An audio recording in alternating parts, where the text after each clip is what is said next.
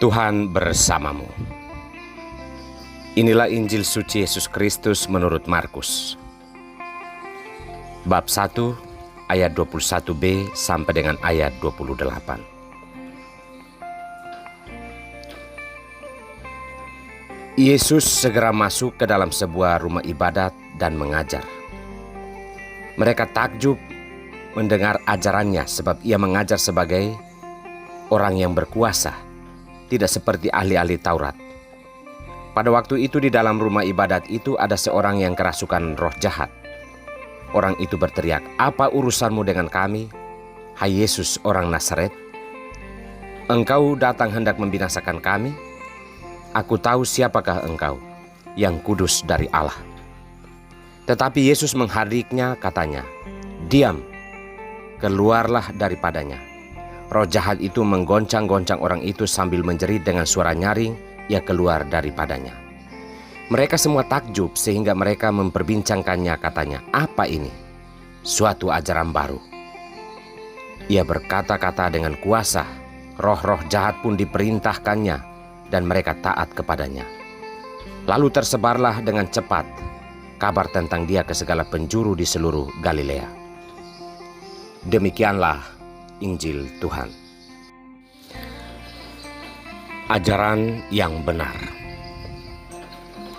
Inilah sampan bersama saya Pater Domi Kevi SVD. Saudara-saudariku terkasih, seorang teman pernah berkisah begini. Ketika ia berpindah ke tempat tugas yang baru, muncul desas-desus dari komunitas yang hendak ia masuki begini. Kita lihat saja apakah ia datang untuk membuat sesuatu yang baru di sini. Entah ini sebuah harapan atau penolakan, hanya yang mengeluarkan pernyataan itu dan Tuhan yang mengetahuinya secara pasti. Namun hal yang bisa kita katakan, sebuah kebiasaan buruk yang dihasilkan dan dilakukan dalam suatu dapur komunitas bisa dianggap sebagai kebenaran. Bertahun-tahun lamanya orang hidup dalam kebiasaan buruk yang dibenarkan secara sosial. Ketika muncul sesuatu yang baru, sekalipun itu adalah kebenaran, hal itu bisa menjadi gangguan bagi yang telah mapan dalam kesalahan yang dibenarkan. Saudara-saudariku terkasih, khalayak ramai mulai membanding-bandingkan antara ajaran Yesus dan ajaran para ahli Taurat. Yesus memang tidak memiliki status sosial yang menjadi rujukan kepercayaan publik pada masanya. Ia hanya seorang anak tukang kayu, sementara para ahli Taurat boleh dibilang kedudukan itu adalah sebuah dinasti. Namun ada perbedaan antara ajaran Yesus dan ajaran para ahli Taurat. Yesus mengajar dan melakukan ajarannya, dan itulah kuasa ajaran Yesus, dan kekuatan seperti itu melahirkan kesehatan, kebaikan, dan kehidupan. Contohnya, orang yang kerasukan setan yang disebutkan dalam Injil hari ini. Kekuatan-kekuatan dunia segelap apapun akan takluk di depan ajaran dengan kuasa tersebut. Mereka menyebut dan mempertanyakan ajaran Yesus itu sebagai ajaran baru.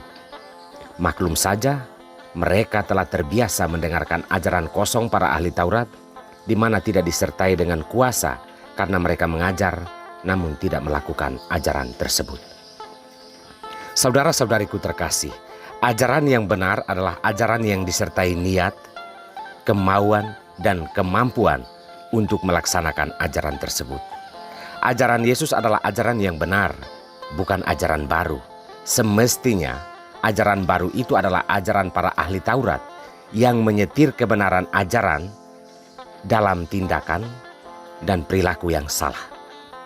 Kita telah memiliki Yesus, seorang guru yang memimpin kita ke dalam kemuliaan dan hidup yang benar. Marilah kita membuka hati selalu kepada Yesus, agar kita menaklukkan dunia dan ajarannya yang menyesatkan dan tidak menyelamatkan. Yesus adalah guru dan teladan kita dalam membangun dan menjalani hidup. Tuhan memberkati kita semua.